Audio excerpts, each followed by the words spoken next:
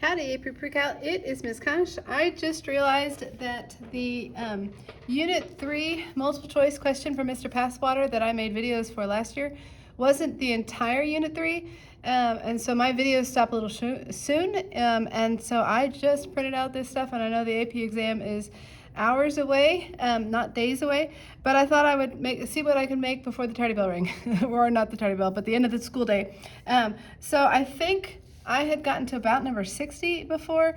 I'm not going to do everything. I'm not in that right headspace. So I'm just going to jump in with these newer problems and see what I can do.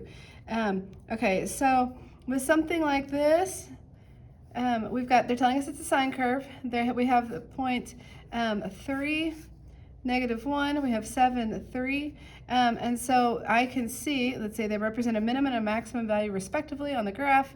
What's the value of A and D? So from -1, this is a y value, y equals -1. Here we have a y equals 3. That means the whole distance between them is 4. So the amplitude is 2. That's the absolute value of A, has to equal 2. The midline is going to be halfway between them, which is the D value. It equals 1.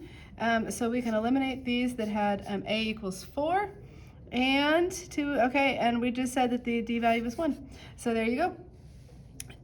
Similar idea, I'm going to skip that one. Let's see, go to 63. We have pi 6 and 2 pi 2. They're a maximum and a minimum, so this has a y value of 6 and a y value of 2.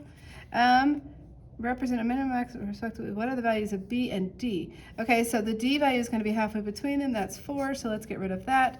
And then here, what I see, represent a max and a minimum value respectively. Okay, so if this is equal to, it can't be B equals 1, because if we have B equals 1, oh, I say that, hang on, I lied to you. It's 2 pi over B will equal the period. And it appears that this was the point pi 6, and this is the point 2 pi 2. So we're doing half of the period within pi. So if this B value is 1, we're good to go. If this B value is 2 pi, then we end up with a period of 1, and we don't. Now it could be, it says represents a maximum and a minimum value respectively. I don't see any reason that this can't have gone a bunch of times before that became another minimum. Even if that's true, though, you're not going to get, you can't, a B value of 2 pi, 2 pi over 2 pi is going to give us a period of 1. And if you have a period of 1, then you're going to have a maximum at pi, and then the next maximum would be at pi plus 1, which is annoying. And so you'd have a minimum at pi plus 1/2. You're not going to do, there's no way you're going to be able to manipulate that to get this scenario here. So we just said our B was 1 and our D value is 2. Okay. Let's see, what can you see? That's a similar process. I don't know that I want to do that. Okay, tangent functions, which of the following are the vertical asymptotes of a tangent? Okay, so this plus 1 is not going to do, I prefer to write these this way, 2 tangent x plus 1.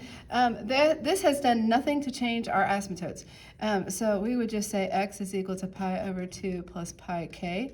Pi over 2 plus pi k appears to be that one. It's anything in here that's going to change. So like in the next one, vertical asymptotes, I'm going fast, you guys. If I make a mistake, tell me that I made a mistake nicely below. But so anyway, multiplying through by 2, and I get this is pi plus 2 pi k. And where k is an integer, pi plus 2 pi, there we go, would be that one. So notice it's whatever's inside here. If I take that whole thing and set it equal to the parent function's asymptotes, we're good to go. I finished that piece of paper. Let's look at the next one. Okay, similar idea, like I would say this is equal to pi over 2 plus pi k. I'm multiplying everybody by 1 over pi to clean this mess up. 1 over pi, so this gives me 1/2 plus 1k. So 1/2 plus k is right here. Similar idea, I don't want to work that one. On this one, what are the following is true? A is, okay, so tangent, the parent function to tangent does look something like this. So A won't be negative. We haven't reflected anything. So we can cross off those two possibilities. And B is going from So normally the parent function has asymptotes at pi over 2, but now they've been squished in, which means that this b value is bigger than 1. It means that the b value is 2, because it would be, if I have y equals tangent of 2x, and then I said that find the asymptotes, 2x would equal pi over 2 plus pi k. X equals divide by, or multiply by 1/2. I'm at pi over 4 plus pi over 2k, and that sure looks like what we have got, which is bigger than 1. Okay. Similar idea. What was our shift? Normally tangents are here at 0, and normally we have asymptotes at pi over 2. Normally the period is pi. Now the period is 2 pi. So we're going to have a b value. It's pi over b would equal 2 pi. So what does this b value have to equal? B would have to equal 1/2. Okay, which eliminates these two possibilities. And then what happened with our shift? We shifted left or right. We shifted left or right pi. Okay. So on this one, here's our function. We now have a period of 4 pi. So pi over b is equal to 4 pi. Multiply, divide, I get 1 over 4 is my b value. So we can eliminate those two. And then is it positive? It's still going up. It's still following the normal pattern. So it is that one. Oh, I did both sides of that paper.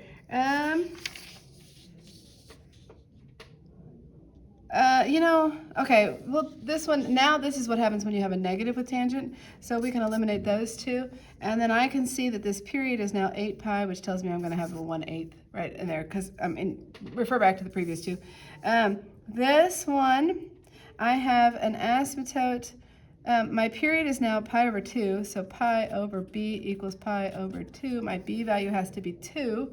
That is not 2, that is 1/2. That's 2, that's 1/2, that's 2. And then what did I do? I shifted either right or left pi over 4. So, but to shift left or right, I have to put it inside with x. Okay, something different. F is mapped onto, okay, hang on. The function f is given by this.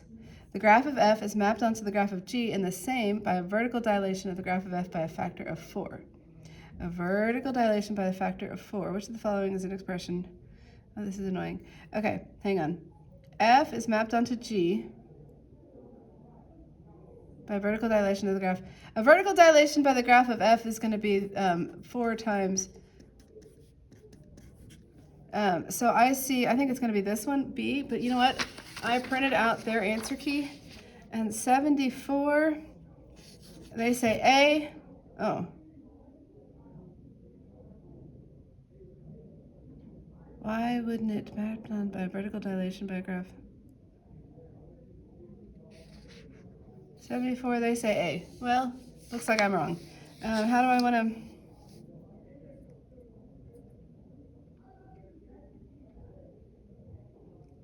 I don't know why I'm wrong.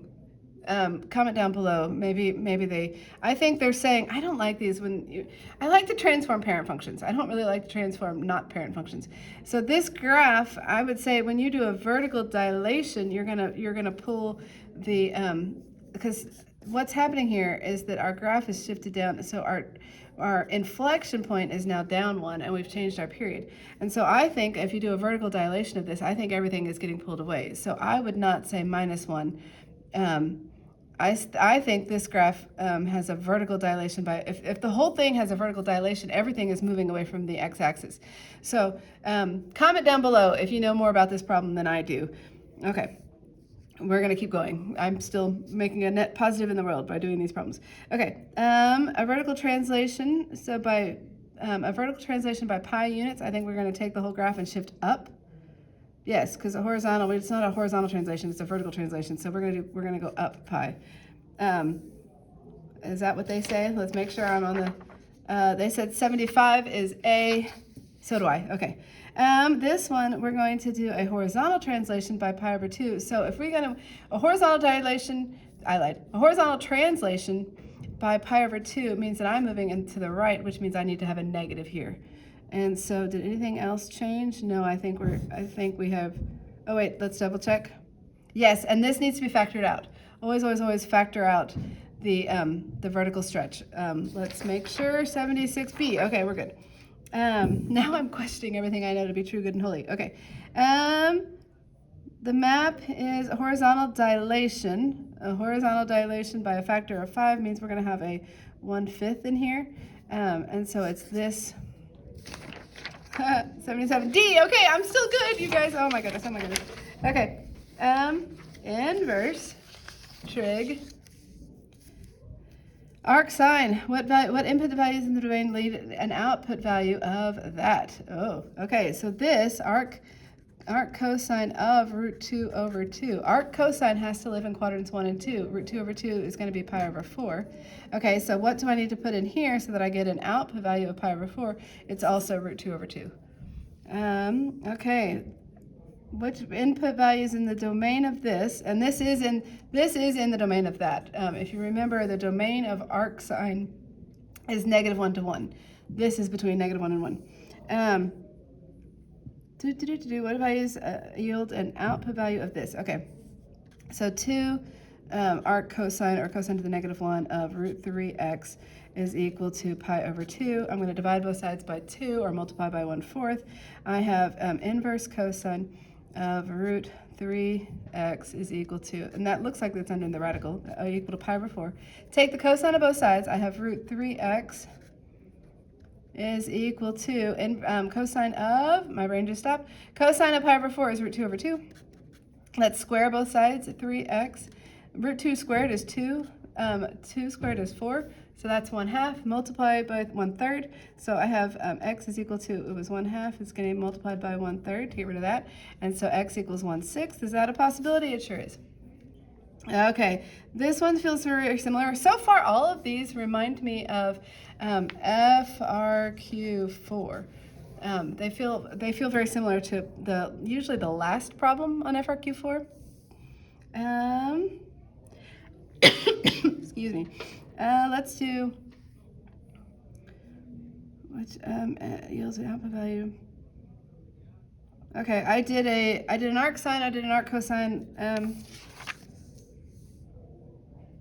Let's do an arc tangent. I'm running out of time, so I have f of x. Okay, so which x coordinate in the point of intersection? Oh, we need an intersection. Okay, so I'm setting these things equal to each other. That's annoying. Is equal to pi over 6. So multiply both sides by 4. So I'm doing inverse tangent of, well, that doesn't make sense.